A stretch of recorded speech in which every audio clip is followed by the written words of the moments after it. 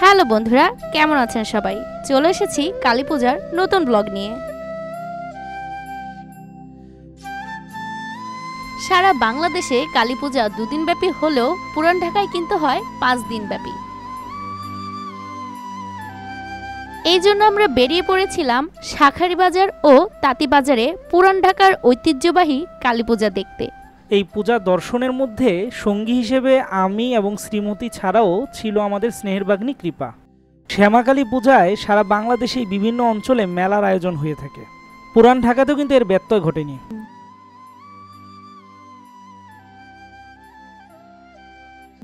শাঁখারীবাজারে প্রবেশ করে প্রথমে আমরা মেলা ঘোরাঘুরি করে নিলাম।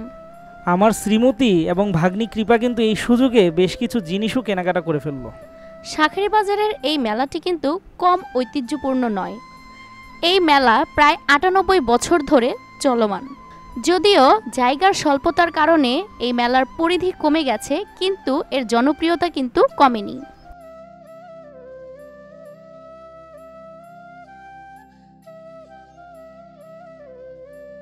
এরপর আমরা মন্দির দর্শনের জন্য বেরিয়ে গেলাম।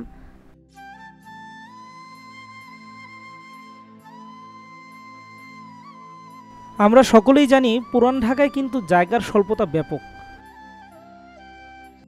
তাই জায়গার স্বল্পতা থাকার কারণে এত সংখ্যক পূজা কিন্তু অনুষ্ঠিত হয় রাস্তার মধ্যেই, মাচার উপরে, এবং মাচার নিচ দিয়ে যাতায়াতের ব্যবস্থা রয়েছে।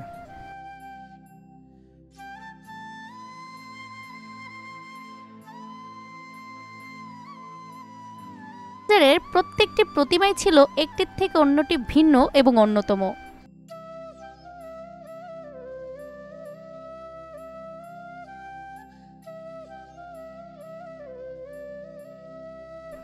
শাঁখারীবাজার, তাঁতীবাজার সহ পুরান ঢাকার যে পুজোগুলো, এগুলো জায়গার স্বল্পতার কারণে থিমের উপর ততটা জোর দিতে না পারলেও সেখানকার প্রতিমা সজ্জা এবং প্রতিমার দৃষ্টি নান্দনিকতা কিন্তু ছিল দেখার মতো।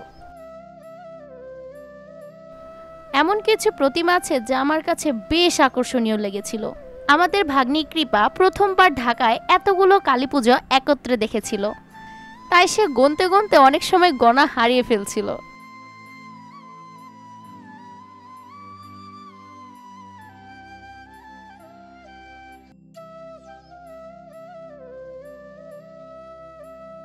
এমন কিছু চত্বরও ছিল যেখানে আপনি দাঁড়ালে ছোট্ট পরিসরে শুধুমাত্র ঘাড় ঘোরালেই চারদিকে 4টি কিংবা 5টি প্রতিমাও দেখতে পাবেন।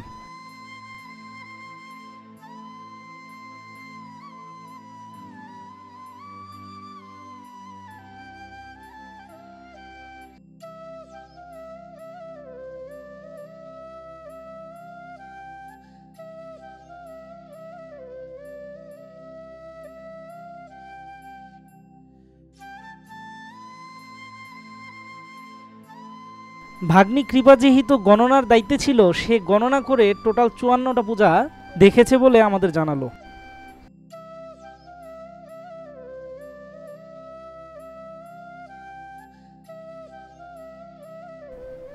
তাঁতীবাজার এবং শাঁখারীবাজারের পূজার মতোই পুরান ঢাকার অন্যতম দর্শনীয় পূজা কিন্তু ছত্রাপুর এবং নারিন্দাতেও হয়ে থাকে।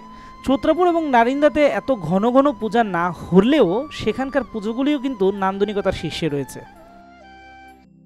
তবে ছত্রাপুর এবং নারিন্দা অঞ্চলের পূজাগুলোর একটি বিশেষত্ব আমার কাছে লক্ষ্য হয়েছে, সেটি হচ্ছে সেখানে কিন্তু প্যান্ডেলের দিকে বেশ জোর দেওয়া হয়েছে।